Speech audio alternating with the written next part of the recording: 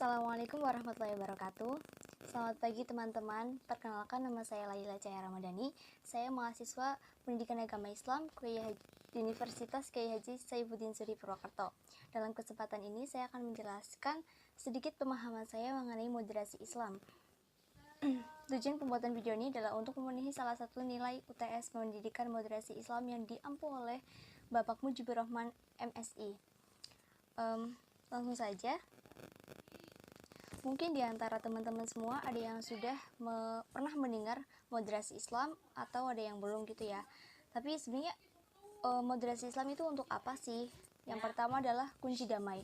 Sebagai bangsa yang masyarakatnya amat majemuk, kita sering menyaksikan adanya gesekan sosial akibat perbedaan cara pandang, masalah keagamaan tentunya. Ini tak ayal dapat mengganggu suasana rukun dan damai yang selama ini kita idam-idamkan gitu. Misalnya nih, ada satu umat beragama yang menggabungkan budaya keagamaannya dengan budaya yang di lingkungannya, misalkan itu sedekah laut gitu. Di pihak agama itu sangat menjunjung tinggi untuk dilakukannya tradisi itu, namun ada kontra yang menolak pengadaan tradisi tersebut karena bisa menimbulkan dampak negatif gitu. Kemudian gitu menyikapi sikap ekstrim. Sikap ekstrim itu yang seperti apa? Misalkan di Indonesia kan negaranya demokratis.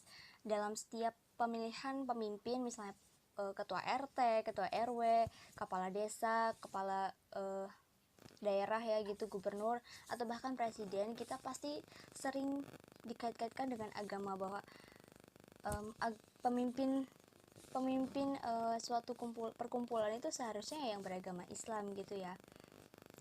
Selain itu ada lagi orang yang mengatasnamakan agama ingin mengganti ideologi negara yang memang sudah ditentukan sejak awal kemerdekaan. Orang itu membawa agama bahwa Indonesia itu harus bernuansa Islami, sedangkan penduduknya itu beragam, ada yang beragama Islam, Kristen, Buddha, Hindu, Konghucu dan yang lain-lain gitu. Ini bisa memicu adanya konflik karena ideologi negara yang sudah disepakati, sudah dipikirkan dengan matang-matang, tiba-tiba ada oknum yang ingin mengganti mengatasnamakan agama. Maka ini bisa mencemarkan nama baik agama kita sendiri. Begitu ya. Sampai sini bisa dipahami ya teman-teman. Kemudian yang ketiga adalah praktik beragama. Praktik beragama bisa dikaitkan dengan poin yang pertama, yaitu kunci damai. Seperti yang tadi saya katakan, misalnya kan praktik beragama, salah satu agama di Indonesia tuh melaksanakan sedekah bumi, sedekah laut gitu ya. Mungkin dalam Islam juga ada yang seperti itu, misalkan Islam yang kejawa-jawaan gitu ya. Teman-teman pasti pernah mendengar yang seperti itu. Ini kita bukan berbicara masalah rasis atau hal yang mengandung membeda-bedakan gitu ya, tapi kita sedang berbicara tentang moderasi Islam. Dalam praktik beragama kita membutuhkan moderasi Islam supaya kita tahu di mana jalan tengah untuk menghadapi persoalan yang pasti ada pro dan kontranya, ada dampak positif dan dampak negatifnya. Nah, yang keempat, moderasi Islam diperlukan untuk menjaga keutuhan bangsa. Bagaimana bangsa bisa utuh di tengah perbedaan seperti ini? Ya karena sikap moderasi Islam kita yang tanpa kita sadari kita sudah mengamalkannya dalam kehidupan sehari-hari. Misalkan toleransi, saling menghargai, berbicara dengan ramah. Itu kan salah satu ciri khasnya orang Indonesia gitu ya, terkenal dengan keramahannya, tidak memandang latar belakang orang tersebut, tidak memandang agama dia apa, dari suku apa, berbicara menggunakan bahasa apa. Kita semua lakukan kepada semua orang yang kita temui. Kemudian tadi kita sudah membahas kenapa sih harus ada moderasi Islam, tapi perlu dijelaskan lagi definisi moderasi Islam itu sendiri itu seperti apa gitu. Jadi dalam bahasa Arab disebut dengan al-wasatiyah al-islamiyah, dan beberapa kata serupa menurut Al-Qardawi itu ada padanan katanya seperti tawazun, i'tidal, ta'adul, istiqomah.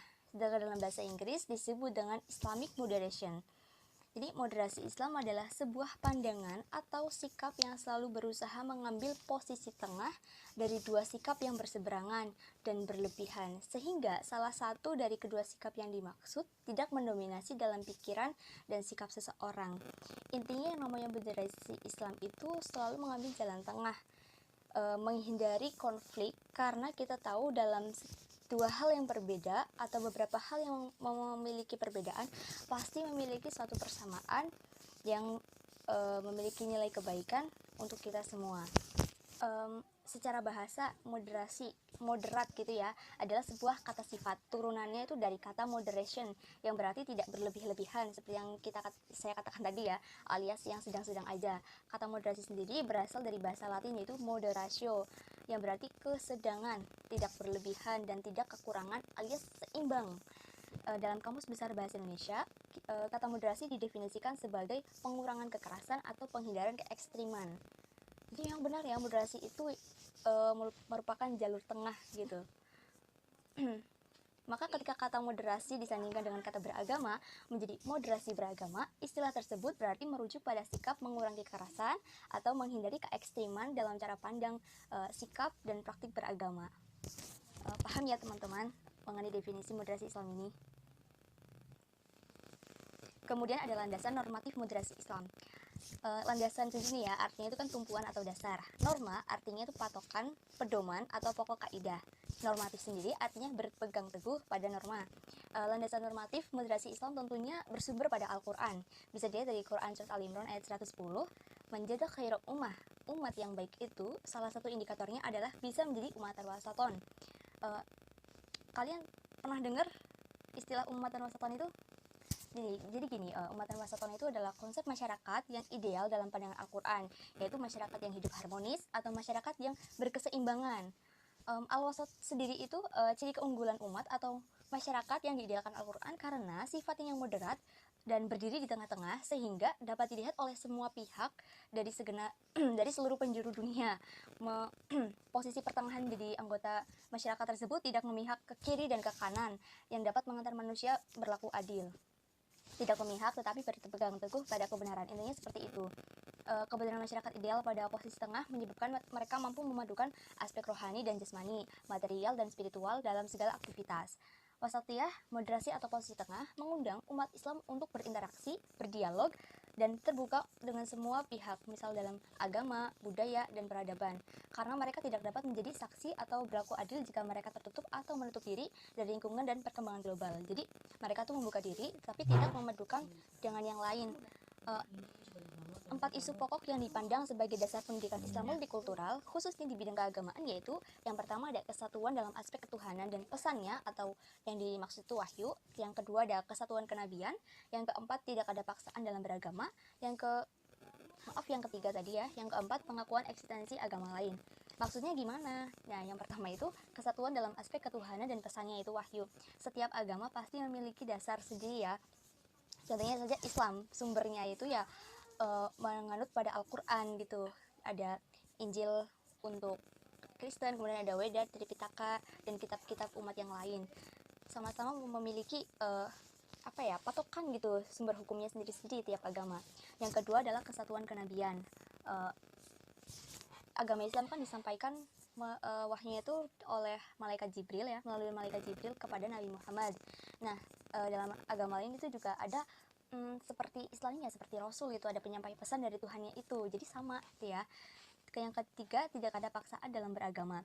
Dalam moderasi Islam khususnya di Indonesia tidak ada paksaan dalam beragama. Jadi kita beragama itu harus dari hati kita sendiri, kemauan diri sendiri, tidak ada paksaan, harus ikhlas supaya dalam menjalankan ibadah itu ya merasa senang, tidak merasa keberatan, seperti itu ya. Yang keempat, pengakuan eksistensi agama lain. Jadi kita di Indonesia banyak agama. Kita menganut agama Islam, teman kita menganut agama yang lain, kita harus mengakui itu. Kita tidak boleh kayak malah menjelek-jelekan atau menganggap dia tidak ada gitu. Pokoknya harus mengakui bahwa agama lain juga ada, walaupun memang keyakinannya berbeda, dan pasti banyak perbedaan yang menonjol, tetapi harus punya sikap bahwa kita sama-sama manusia yang punya kepercayaan pada Tuhan kita masing-masing. Jadi tidak boleh saling menyalahkan ya teman-teman. Oke, selain Saya lanjutkan, selain ada landasan normatif moderasi Islam, juga terdapat landasan historis. Tadi landasan udah saya katakan bahwa artinya itu tumpuan atau dasar ya. Kemudian historis artinya segala sesuatu yang berkaitan dengan sejarah. Jadi landasan moderasi Islam itu ada cinta perdamaian, cinta kearifan, sikap hidup inklusif, menghargai pluralitas. Dalam sejarah pasti tidak lepas dari namanya peperangan. Dalam Islam pun sebelum Islam berjaya seperti sekarang, di zaman Nabi terdapat banyak sekali peristiwa peperangan. Di agama lain juga mungkin seperti itu ya. Asal usulnya pasti sebelum damai ya ada peperangan gitu. Jadi untuk hidup damai di tengah banyak perbedaan, kita harus hidup secara moderat. Yang kedua adalah cinta kearifan. Yang ketiga sikap hidup inklusif. Sikap hidup inklusif ini berarti sikap yang menginginkan kebersamaan meskipun mengakui adanya perbedaan. Yang keempat menghargai pluralitas, yaitu keadaan atau fakta yang bercorak majemuk perbedaan itu sendiri. Jadi empat poin ini saling berhubungan ya sebagai landasan historis moderasi Islam. Kemudian ada tujuan dan manfaat moderasi Islam, yaitu tujuannya ada untuk perlindungan hak beragama dan menjalani kebebasan beragama.